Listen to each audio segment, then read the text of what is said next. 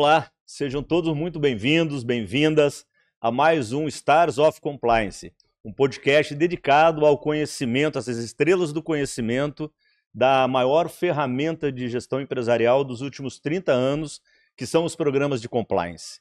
Você sabia que 3 fatores podem afetar uma empresa, mesmo uma empresa de sucesso? São eles: a cultura, a reputação e o patrimônio financeiro dessa empresa. Quer saber como implementar um programa de compliance na sua empresa? Quer ter ideias para melhorar o teu programa de compliance ou simplesmente ter dicas de assuntos interessantes relacionados ao compliance? Você chegou no local correto. Bicompliance, o podcast de Stars of Compliance, é dedicado a verdadeiras estrelas do conteúdo e hoje nós estamos aqui num momento muito especial, um convidado muito especial.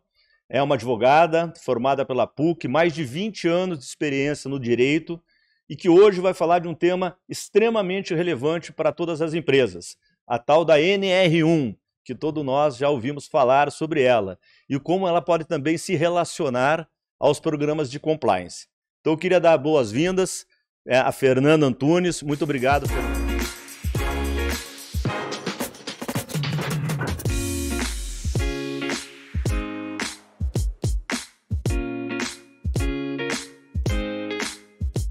Obrigada, Ciro. Eu que agradeço o convite. Uma grande oportunidade de estar aqui com vocês, falar sobre um tema tão atual e importante. Ótimo, Obrigada. excelente. Fernanda, bem-vinda mais uma vez. E aí vamos já direto. A gente vai ter possibilidade de conhecer que o podcast é um podcast para bastante conteúdo, então a gente vai ter tempo aqui de compartilhar muita informação, conhecer um pouquinho mais da Fernanda, da carreira, como é que ela chegou hoje daqui falando sobre NR1. Mas então, já de bate-pronto, NR1, do que se trata a tal da NR1 tão falada? Eu preciso fazer todas as empresas, a minha empresa é pequena, é grande, isso é novo. Dá um pouquinho de um overview sobre o que é a NR1, Fernanda. Vamos lá. A NR1 é uma norma regulamentadora e ela traz diretrizes gerais relacionadas à segurança e saúde no trabalho. E agora ela teve uma atualização muito importante e incluiu expressamente os riscos psicossociais no programa de gerenciamento de riscos. E agora todas as empresas, tá? Todas as empresas precisam, de qualquer tamanho, de qualquer indústria, precisam se adequar e precisam incluir esses riscos psicossociais no programa de gerenciamento de riscos. E agora as empresas terão que tomar medidas para proteger também a saúde mental dos seus colaboradores. Bom ponto. A Fernanda comentou aqui sobre riscos psicossociais, é isso? Bom, psicossociais, né? Parece um pouquinho que... Será que é dentro da nossa empresa alguém que sofre de algum problema psicossocial? Explica um pouquinho o que seriam, né, para a gente traduzir aqui, os riscos psicossociais que até então a norma regulamentadora ainda não cuidava. O que são esses riscos psicossociais para as pessoas entenderem? Ótimo. Importante, Ciro, lembrar aqui também que são os riscos psicossociais relacionados ao trabalho, tá? Relacionados ao ambiente de trabalho.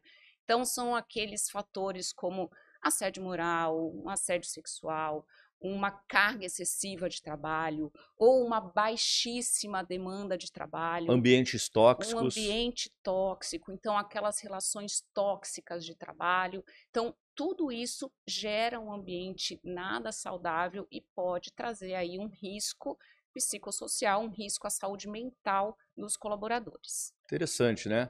E aí já é a primeira correlação, né? A gente sempre sabe que o profissional de compliance também tem treinamento, tem as suas políticas por assédio moral. Então cruza, né? A gente costuma dizer, vocês que são profissionais aí da área do direito, né, do compliance, como o compliance ele cruza transversalmente todas as áreas. Mas aí assim, dando de capa, legal, já entendi agora o que é NR1, é uma norma já existente, que cuida aí dos transtornos agora psicossociais que as pessoas possam ter no trabalho. Eu sou uma empresa. Como é que eu começo a me adequar a essa norma? Existe alguma regra? Se você puder falar assim, 2, 3, 4, quantas coisas vocês quiserem, mas assim, quando você quiser, mas que pudesse dar dicas da minha empresa. Tá, quais são a receita do bolo para eu me adequar à NR1? O que você poderia dar de dica para nós? Então, vamos lá, algumas dicas para essa adequação, tá? Precisa avaliar, então precisa conhecer os seus riscos e, inclusive, os riscos psicossociais Avaliação relacionados de ao trabalho. riscos. Avaliação de riscos. Você precisa ter um plano de ação. Então, precisa ter um plano de ação com as medidas preventivas, né? Precisa implementar essas medidas preventivas e precisa monitorar. Então, precisa monitorar tudo que você está fazendo para prevenir que esses riscos ocorram. E também, importantíssimo, treinamento. Você precisa treinar seus líderes, você precisa treinar os seus colaboradores, você precisa documentar, você precisa dar voz para os seus funcionários também, para os seus colaboradores. Isso é muito importante. Você percebe que é um trabalho não só dos empregadores, né? É um trabalho também dos colaboradores, porque o colaborador precisa dizer o que está acontecendo, porque às vezes você está ali no dia a dia da empresa, o líder está pensando em alguma coisa, o gestor está pensando em outra, e ele não está vendo o que está acontecendo ali. Então, o colaborador ele precisa expor, ele precisa reportar para que a empresa possa tomar também alguma providência. Então, a avaliação, aquelas pesquisas de clima, você precisa um canal de comunicação, então um canal de denúncia é muito importante, né, para que o colaborador se sinta à vontade para relatar algum problema, né? Então, um canal de denúncias que você dê a oportunidade para o colaborador falar, inclusive de forma anônima, se assim ele quiser, é essencial. Legal. Eu vejo algumas empresas que nos procuram para a contratação do canal de denúncias e porque quer se adequar à NR1. E muitas dessas empresas entendem que somente ter um canal de denúncias é exatamente o que eu preciso. É isso? Tendo um canal de denúncia, eu estou adequado à NR1? Não, não está. Um canal de comunicação, então um canal de denúncia é só um dos fatores de adequação. Você precisa aí de vários fatores. Então, você precisa adequar o seu programa de gerenciamento de riscos, né? Você já tem um programa de gerenciamento de riscos, você vai precisar revisar para incluir esses fatores, você precisa documentar tudo isso, né? Você precisa treinar e tudo você precisa ter evidências. Né, Círio? Então, se a sua empresa ela vai contratar aí um canal de denúncias, vai contratar uma ferramenta, ela tem que pensar, tem que ser uma ferramenta que eu possa ter ali os treinamentos, ter uma evidência de que os meus colaboradores foram treinados, ter uma evidência de que está tudo documentado, então as avaliações estão arquivadas, também a documentação relacionada a políticas, código de ética e conduta, procedimentos, tudo isso também que os colaboradores tenham conhecimento, e essa documentação é muito importante também. O monitoramento, que tem ali como você acompanhar tudo isso, né, inclusive com alertas, se for o caso, que isso é muito importante, porque no dia a dia é aquela correria, então você precisa atualizar alguma coisa, você tem que ter um alerta, tem que ter uma agenda, você tem que ter ali realmente um plano de ação. Então, uma ferramenta que te proporcione isso é importante. Legal. Então, eu estou entendendo aqui, tentar fazer um resumo aqui para até eu olhar aqui um método. Seriam mais ou menos 5 dicas.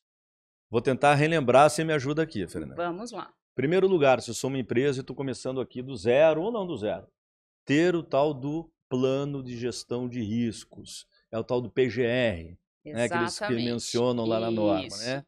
Então, fazer um plano. Segundo, eu tenho que estabelecer como eu vou atender. Seriam os questionários, geração de questionários, que eu possa entrevistar os colaboradores para saber como é que eles atuam, clima organizacional. São as avaliações. Avaliações, exatamente. Perfeito. Terceiro, você disse monitoramento. Então, isso é constante, o monitoramento. Quarto, treinar, então ter ferramentas para que eu possa treinar os colaboradores, para que eles entendam o que é um assédio moral, o que é um assédio sexual, o que a gente pode fazer ou não. E quinto, dar voz, caso um desses itens estiver sendo infringido, através de um canal de comunicação que é importante ele seja também anônimo, é isso? Exatamente. Cinco itens que já ajudaria? Perfeito, Ótimo. ajudaria muito. E lembrando da documentação, precisa documentar. Tudo isso Então, documentado. essa atualização foi importantíssima, é um tema super atual e mundial, né? Porque as doenças ocupacionais mentais estão tomando conta. A gente vê aí cada vez mais casos de depressão, estresse, o burnout. Então, é um tema muito atual e importante. Em 2022, mais de 8% dos afastamentos aí ocupacionais, das doenças ocupacionais, foram por causas mentais. Legal. Então, olha a importância desse tema, dessa atualização. Sem dúvida. E o que mais está me chamando a atenção pelo que você está me falando é que, em linhas gerais, né, sempre o empresário, né, ele costuma dizer mais uma norma, mais algo que eu tenho que gastar, algo que eu não entendo direito. Pelo que você disse lá, a regrinha dos 5 itens que eu tenho que me adequar. Não é nada que seja oneroso para uma companhia, que seja, eu vou ter que contratar um monte de gente especializada, eu vou ter que mudar minha empresa, eu sou uma empresa de 20, 30, 50 colaboradores. Pelo que eu entendi, não é complicado. E pelo que a gente tem analisado, acho que o ano passado, quase 500 mil pessoas ficaram afastadas. O absenteísmo da empresa foi de 500 mil pessoas somente por problemas psicossociais. Então, eu entendo que, inclusive, essa norma pode trazer benefícios às empresas. Então, não é uma norma só que a gente, de repente, tem que reportar alguma coisa para o governo, para o Ministério do Trabalho, que, às vezes, o empresário não nota um benefício direto. Pelo que eu vejo, a gente tem benefícios diretos. Você poderia citar alguns benefícios que a empresa pode ter no sucesso de uma implementação dessa norma? Ciro, a gente sabe dos desafios que as empresas vão enfrentar aí para adequação. Tem desafio? Tem, mas tem muitas oportunidades também. Então, essa adequação vai trazer benefícios como vai diminuir o absenteísmo, vai também reter e atrair talentos. Você melhora o clima organizacional, né? Você traz aí... Reduz o passivo trabalhista. Com certeza reduz o passivo que é trabalhista. Muito importante você evita multas, Isso. né? Porque você precisa estar adequado à ANR, então você vai evitar multas, mas vai trazer ali um clima organizacional muito bom, um ambiente de trabalho saudável, e isso gera um engajamento maior do seu colaborador e, com certeza, um aumento da produtividade. Então, todo mundo ganha, né? Então, aquelas empresas que têm uma certa resistência, né? Que tem empresas que têm uma certa resistência a mudanças, principalmente quando a gente fala de mudanças culturais, né? Então, a cultura organizacional da empresa. Então, elas vão ter aí um empurrãozinho da legislação para fazer essas alterações e todo mundo vai perceber que isso só vai trazer benefícios para o trabalhador e para as empresas também. Que bacana, né? Acho que talvez uma das poucas normas que a gente vê tanto benefício, né? Eu costumo dizer que muitas das normas, sempre que a gente tem lá na nossa empresa alguma norma, algo a mais que o governo impõe para que a gente reporte, que a gente crie os documentos, a gente sempre tem a expectativa de que nem sempre é vantajoso no primeiro passo. Essa eu vejo vantagem muito grande, né? Pelo que você está comentando, eu reduzo o número de absenteísmo, de faltas por um problema psicossocial, o ambiente fica mais saudável, o ambiente fica mais seguro para o colaborador, e aí a produtividade também aumenta e as pessoas vão querer trabalhar. Então a gente acaba fazendo, entre aspas, desse limão uma limonada. Muito bacana. Eu gosto também de citar, que você comentasse um pouco sobre isso. Você falou sobre a alteração da cultura, né? Eu costumo dizer que na nossa vida, sempre que a gente ouvir 3 vezes repetidamente aquela sílaba mi, existe 2 oportunidades na tua frente, né? A mi. Né? Ah, mas isso é mais um mimimi, porque o burnout é uma coisa que só acontece com alta gestão, burnout acontece só com gente que está bem empregada, trabalhador em geral não tem burnout, e tudo isso é muito mimimi. Eu sempre olho e entendo. Eu posso ter 2 coisas quando eu escuto esse mimimi. Ou eu viro de costas para o novo mundo, e vou ser antigo, ultrapassado, ou eu abraço essa causa e digo, esse mimimi vai mudar o jeito que as pessoas se relacionam e eu vou apostar naquilo ali para transformar aquilo numa oportunidade. É um mimimi ou realmente traz retorno? Traz retorno, não é mimimi. E o caminho é a mudança. O caminho é realmente esse da cultura ética, do ambiente de trabalho saudável, de um ambiente de trabalho que as pessoas se sintam realmente seguras, né? E essa mudança, o que você faz na empresa, você acaba levando para sua casa, acaba levando para a sociedade. Então, Você referencia a empresa para os seus amigos, para os seus parentes? Exatamente. Então, isso vai mudar muita coisa. Então, o caminho é a mudança. Precisa mudar a cultura. A gente não pode estar num ambiente em que você ache legal uma pessoa sofrendo um assédio moral, ou sofrendo um assédio sexual, ou até com problemas relacionados à diversidade. Então, precisa Que está mudar. muito em moda hoje, né? Muito Muito em moda. novo, né? Precisa mudar. O caminho é esse. Tanto é que tem as normas, né? Então, todo mundo está vendo aí, se não vai por bem, acaba Indo indo pela lei. pela Tem lei. a punição. E é bem interessante que eu acho que até deveria ter uma norma específica para esse tipo de coisa, porque ela está envolvida lá na gestão de riscos ocupacionais, no fundo é um risco ocupacional, né? Mas ela é de tanta relevância no mundo moderno, né? O nosso mundo que o home office parecia que a gente ia trabalhar menos, talvez com mais possibilidade de estar em casa, e aí acabou que a maioria das pessoas trabalhava mais do que menos e os empresários achavam que as pessoas não trabalhavam em suas casas, eles trabalhavam às vezes em jornada tripla ali dentro de casa, né? E cada vez mais isso aqui. Mas eu sou uma empresa, vamos dar um exemplo aqui. Eu sou uma empresa 30 colaboradores, 40 colaboradores, e é uma empresa de administração. Eu não tenho problema de riscos ocupacionais com máquinas, com serviço. Eu sou um escritório de administração, escritório de contabilidade, e as pessoas trabalham, né? O único problema lá é que a gente faz muita hora extra, pessoal, mas o pessoal recebe, a gente paga todas as horas extras certinho para as pessoas, e eles trabalham felizes ali para a gente, né?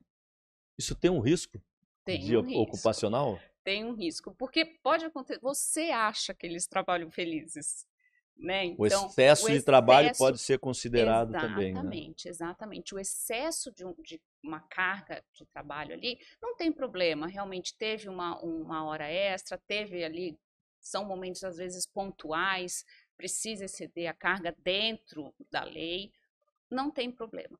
Mas aquele excesso de cobrança, aquele excesso de carga habitual, isso aí pode gerar um Estressar estresse. o Pode colaborador, gerar um estressar a estresse. organização. Exatamente. E por mais que você fale, eu estou pagando, né? Isso, parece o empresário Não, pode estar entendendo que ele está cumprindo com as normas, só que exatamente. o excesso de hora extra pode causar um problema psicossocial.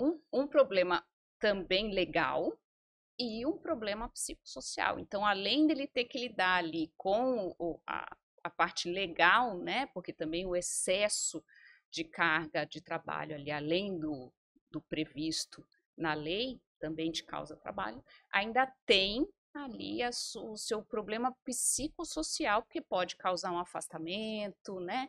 Pode causar ali também problemas, porque você começa a ficar Entre estressado. colaboradores, né? Exatamente, você Eu começa a fico ficar estressado imaginando. ali, briga com o colaborador, cria ali um clima que não fica legal. Então, tudo isso você tem que pensar. Então, às vezes, é melhor contratar mais mão de obra, né?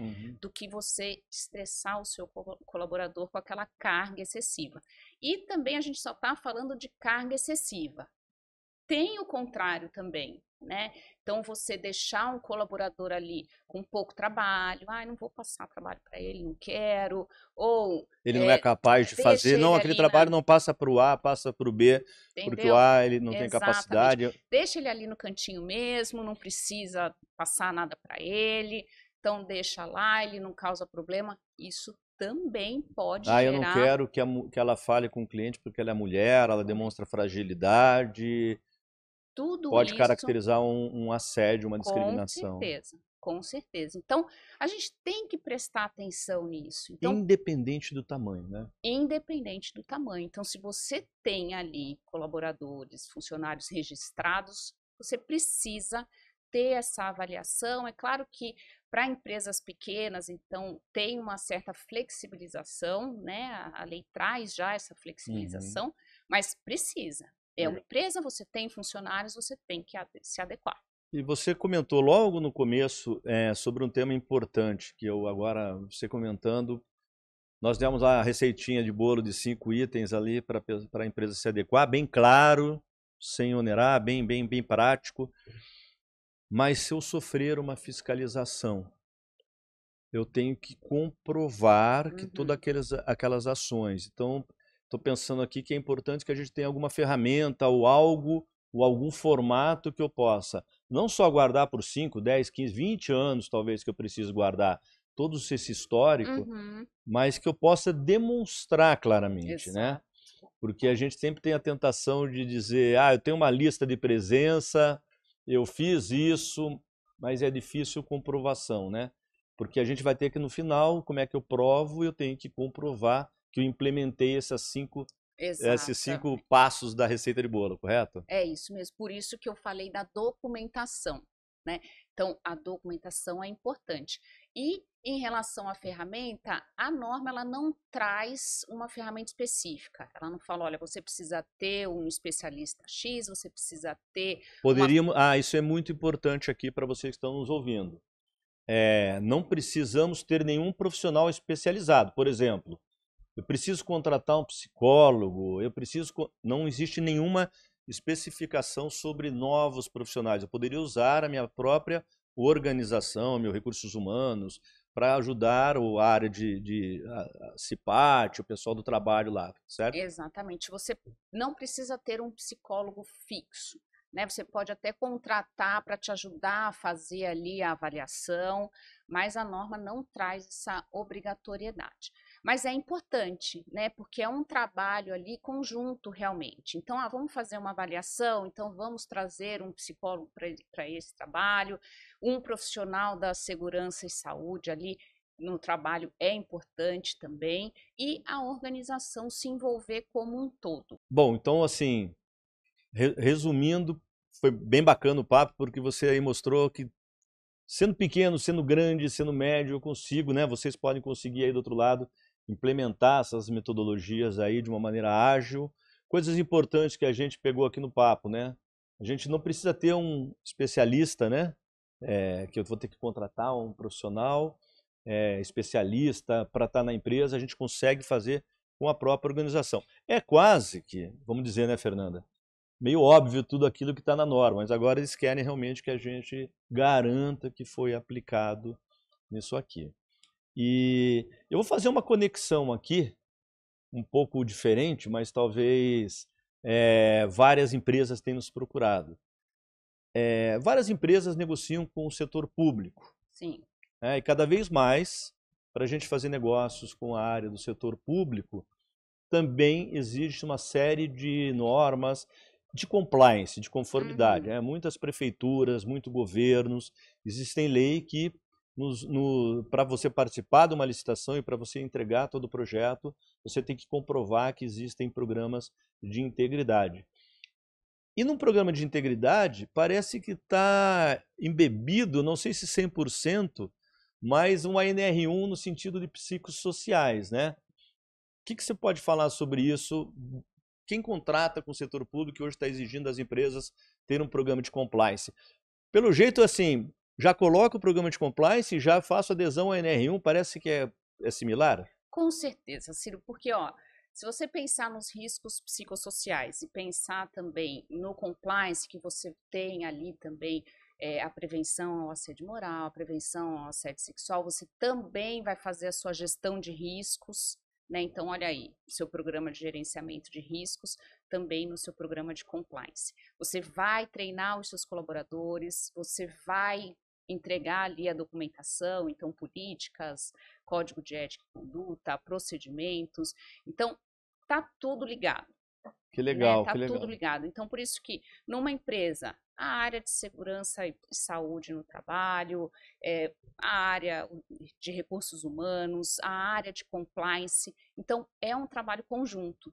Então, realmente precisa, a lei de licitação, ela já traz essa obrigatoriedade de você ter um programa de integridade, no caso de alguns contratos, então você tem essa obrigatoriedade, mas cada vez mais os editais trazem essa necessidade, Que né? E aí a legal. empresa E precisa não demonstrar precisaria isso. ser alguma coisa diferente. Então, se você é uma empresa que vai fazer, está fazendo negócio, eu sou uma empresa de engenharia, que eu vou fazer serviços para o setor público, e me exigem que eu tenha um programa de compliance. Agora vem a NR1, não a NR1 já existia, mas essa parte nova dela, dá para fazer os dois em paralelo, né? Porque você fazendo treinamento dos assédios morais, sexuais, tendo outros treinamentos de diversidade, que já é plausível de um sistema de integridade, canais de comunicação, chamados canais de denúncias, canais de ética, que capturam esses possíveis alertas para a nossa empresa. Parece que dá para fazer, seria até mais indicado, já que você vai fazer um programa de integridade para participar, já implementa Já também uma engloba. outra exigência que é NR1, sem ter grandes esforços separados, né? Exatamente, exatamente. Você pode realmente colocar ali, porque o que é o seu programa de compliance, né? Você vai estar em conformidade com as regulamentações, com as Internas, leis externas. internas, externas, com os seus procedimentos, né? Então, não é aquele bicho de sete cabeças, Isso, né, porque Ciro? Então, essa é a grande preocupação das empresas que nos ligam, né? Eles ligam, olha, eu tenho que implementar, né? Vocês aí, eu tenho que implementar um NR1 e todo mundo. Se você entra hoje nas mídias sociais, né? O Instagram, no LinkedIn, todo mundo tem algum curso para a gente olhar, algum e-book para a gente atentar. Mas no fundo, né, é algo que já está pronto, que a gente consegue fazer de uma maneira mais palatável, né? Porque parece uma sim, norma que psicossocial, nossa, é uma sim. coisa que eu vou ter que parar a empresa inteira para construir, não é, né? Não é. Não é porque você precisa olhar para a sua empresa, né? E a sua empresa é o quê? Também são os colaboradores, né? São os seus ativos ali. Então, a empresa é um todo. Então, você precisa olhar para a sua empresa e esse olhar precisa vir realmente da alta gestão. E eu Tá aí entendo um que dos pilares, né, do programa de integridade. entendo que o NR1 Precisa vir. bate com o programa de compliance para o setor público, por exemplo, para quem oferece serviço, né, para as empresas privadas que fornecem seus produtos e serviços e que são exigidas para ter um programa de compliance, com Uhum. certeza vão ter que demonstrar também a possibilidade de estar aderente a essa norma, a essa adição de mais esse risco, no caso agora ocupacional, dentro dos seus programas. Ele já tem que fazer, né, a gestão de riscos todos, agora é um Sim, risco a mais, né? sim, exatamente. A NR1 ela já trazia, né, essa necessidade de se ter um programa de gerenciamento de riscos. O que a atualização fez foi incluir expressamente esses riscos psicossociais aí no programa, riscos psicossociais relacionados ao trabalho. Então, realmente, e aí o compliance tem tudo a ver com isso, Que né? garantir que a nossa empresa cumpra também com essa norma. Exatamente, também com essa norma. E isso aí vai, só a gente, acho que nós não conversamos sobre isso, pelo menos não me lembro que você tenha falado no começo. 2026, 2027, para quando a gente tem que estar com isso pronto? Teria que ser para maio de 2025, mas parece que vai ter aí um prazo um pouco Mas maior, ainda não tem nada. Hoje qual é o prazo? É maio. maio de Maio, final 2025. de maio é que as empresas têm que se adequar. Precisam se adequar. Então é importante que a gente já corra, porque também ganhar mais 30 dias sempre é bom para que a gente Exatamente. para que a gente possa nos adequar ainda mais de maneira mais perfeita, mas deixar para a última hora, porque não é um programa que você implementa em uma semana, Não, né? não é. E como eu falei, a norma ela deu esse empurrãozinho, né? Uhum, As empresas precisam estar adequadas e precisam fazer isso também para que elas melhorem, né? Para que uhum. elas sobrevivam, como você falou aí no início, a empresa precisa se modernizar nesse sentido também, né? Então não adianta, eu sou uma empresa moderna, tudo meu é novo, e se a sua cultura não está caminhando Aderente. junto com essa modernidade toda. Né? Legal. Então não precisa esperar, aumentou né, o prazo, então relaxa. Não, gente, vamos nos adequar, né? Mesmo porque você já precisa seguir a NR1, né? Você já tem essa obrigatoriedade. Então, já vamos incluir esses riscos psicossociais, né? Vai ser bom para todo mundo. Dentro do programa de integridade. Precisa. E é interessante, né? Você está comunicando, sua empresa de ponta, sua empresa grande. Parece que sempre quando a gente fala de gestão de riscos operacionais, nós estamos falando de chão de fábrica. Indústria de metais pesados, indústria de construção civil. Parece sempre que risco ocupacional tem a ver com a integridade física e que tem a ver com gestão de riscos ocupacionais com a integridade física. E agora a variável psicossocial é introduzida, que talvez até seja maior na não indústria de tecnologia, na indústria de pesada, vou dizer, indústria de construção, na indústria como indústria de manufatura discreta, manufatura de processos. Essas outras áreas que não são indústrias, como empresas de consultoria, de assessoria, empresas de telecomunicação, empresas de tecnologia da informação. Sim. Então, parece que GRO, né, gestão de risco ocupacional, tem a ver com esse tipo. Agora, com essa parte do psico, também as empresas. É importante, né, que as empresas, por exemplo, tecnologia da informação, que tem um trabalho pesado. Exatamente, porque aí as empresas de tecnologia de informação, elas têm uma certa cobrança, né? Aliás, tem muita cobrança. Então, você precisa ali ficar atento ao seu colaborador, é o que eu falo, você precisa enxergar o seu colaborador. Né? Então, essas avaliações que a gente fala, que você precisa fazer avaliações periódicas, até para monitorar aí o seu plano de ação relacionado a esse programa de gerenciamento de riscos, você precisa olhar. Então, essa avaliação, a pesquisa de clima, você precisa estar sempre atento. E quando a gente fala também, Ciro, isso é importante, em treinamento, eu não estou falando só em treinamento dos colaboradores, eu estou falando em treinamento dos líderes também.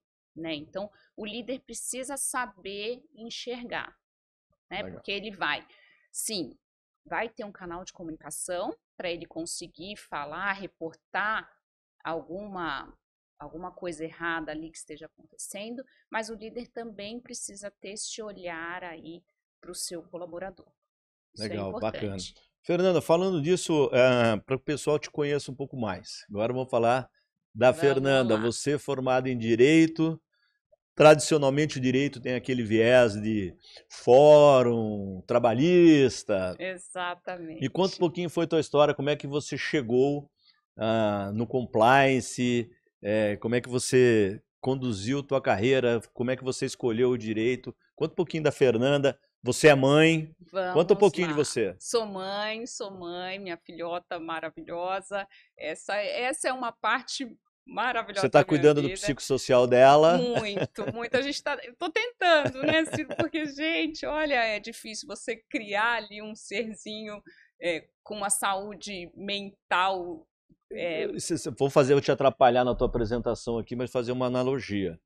Eu acho que grande parte desse psicossocial que foi incluída pela NR1 agora, também tem muito a dizer aos jovens. Você está vendo como mãe, talvez os nossos pais não pensavam assim, cuidar da saúde mental dos nossos filhos. Já mudou muito. Então, nossos profissionais estão vindo, mas termina aí com a tua filha, ó, tá linda aí. É isso mesmo. Mas eu me formei em Direito em 2006, então pela PUC de Campinas, e realmente, né, aquela parte tradicional de processo, rotina de escritório, de rotina advocacia. de escritório. Trabalhei muito com direito de família, depois parti para uma área mais relacionada a empresas, então para trabalhar mais no direito empresarial. Então, assim, as coisas vão acontecendo, né? Às vezes a gente direciona para um lado, acaba levando para outro, mas aí fui levada para essa área empresarial e aí já me abriu um outro horizonte, né? Esse trabalho com empresas e tudo mais.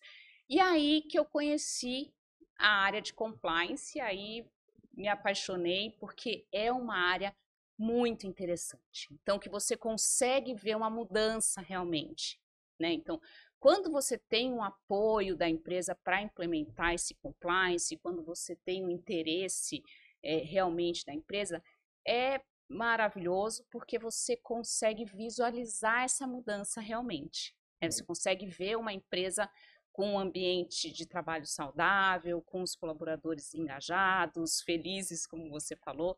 Então, é muito interessante e essa área é apaixonante realmente. Então, você poder treinar, você poder... Você muda de lado, né? Eu costumo dizer assim que na nossa empresa, eu costumo dizer que o programa de compliance, para mim, é a maior ferramenta de gestão empresarial nos últimos 30 anos.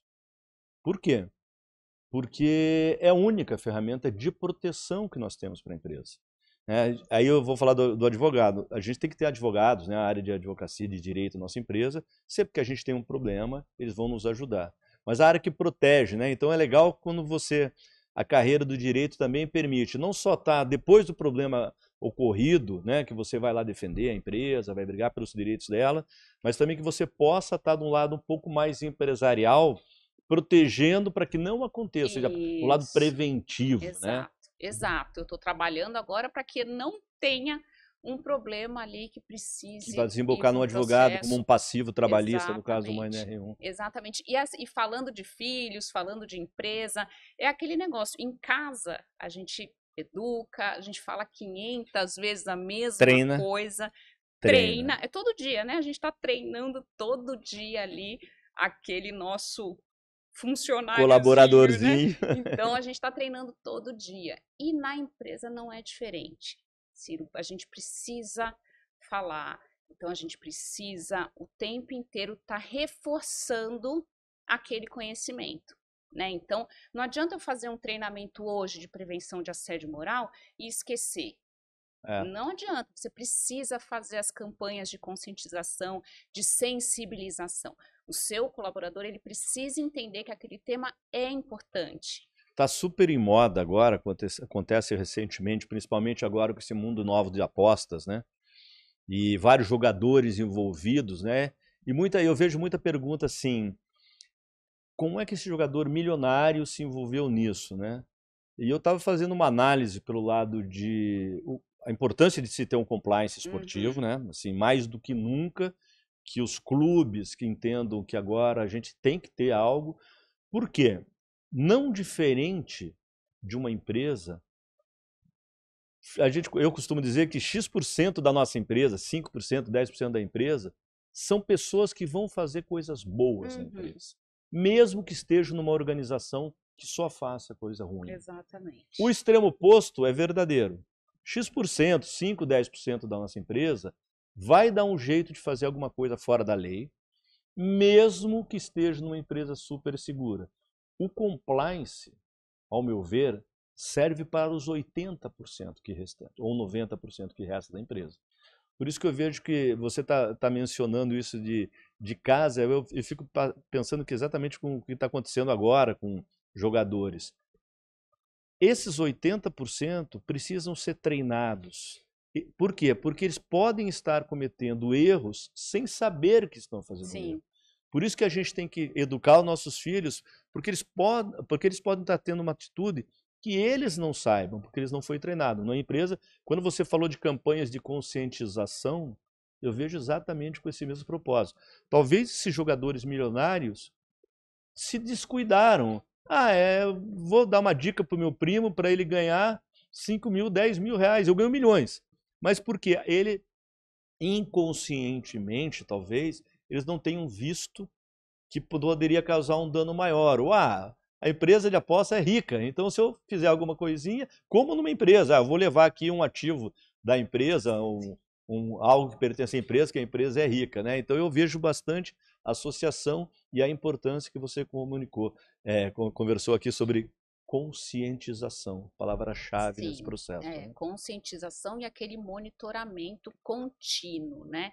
Aquele monitoramento contínuo. E quando as empresas perceberem que a área de compliance, porque hoje você ouve falar mais, né, do compliance, mas ainda é uma área, às vezes você vê aí uma empresa, nossa, Fernanda, eu sou uma equipe aqui. Isso. Então, só eu cuidando da área de compliance. Só eu protegendo a empresa inteira, né? Então, desses itens que podem ter. Claro, tem lá alguém cuidando de receita, de despesa, mas protegendo sobre cultura, reputação, patrimônio financeiro, é só a equipe. Exatamente, só a equipe. Os investimentos são mais menores, né? São mais restritivos. E aí a importância de você ter uma ferramenta também para te ajudar com essa gestão. A operação toda. A operação toda, porque afinal, como é que você consegue fazer essa gestão sendo uma pessoa só? É isso então aí. você precisa de ter uma ferramenta que te ajude nessa gestão e também você precisa ter um apoio da alta direção. Então também, outra coisa importante, a gente treina, a gente faz campanha de conscientização, mas precisa do exemplo. Também em casa, a mesma coisa. A gente fala, mas você precisa dar o exemplo. E na empresa não é diferente. Então, a alta gestão precisa ser exemplo de ética, exemplo de boa conduta para todos os colaboradores. Né? Então, eles precisam ver que a alta gestão também tem esse comportamento ético, de boa conduta, porque senão também todo o seu trabalho vai por água abaixo, porque ela vai ali, tá treinado, a campanha tá em dia, tá tudo bonitinho, mas aí ele vê lá a alta gestão, o diretor tratando mal um colaborador ou tendo ali uma atitude que pode ser ali um assédio moral. Ele praticando, né, algo Exatamente. que vai provocar. Então aí ele fala, mas por que eu vou fazer diferente, né? Ou então é um líder que está também fazendo diferente ali, cometendo uma fraude, aquelas pequenas fraudes que a pessoa fala, isso não é nada para a empresa. Isso, exatamente. É uma justificativa, então, né? Exato. Para a gente fazer. Sempre foi assim, a empresa é rica. Exatamente. Não é justificativa. Então, você precisa ter uma conduta correta dentro da empresa. Todo mundo precisa ter essa conduta correta. Alta gestão, ali os líderes, todos os colaboradores, e isso aí transforma realmente a sua empresa. Show, muito obrigado.